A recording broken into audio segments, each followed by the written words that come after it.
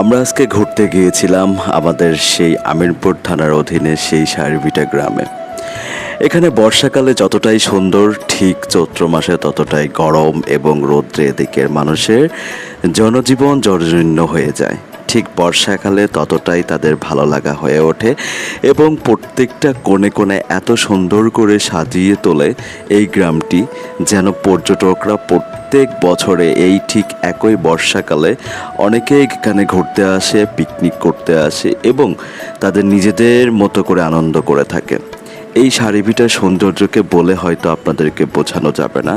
যদি কেউ কখনো সময় করে এখানে আসতে পারেন, এখানকার সৌন্দর্যটাকে উপভোগ করতে পারেন, তাহলে হয়তো নিজে নিজে উপলব্ধি করতে পারবেন এখানকার সৌন্দর্যটা আসলে কতটুকু সুন্দর।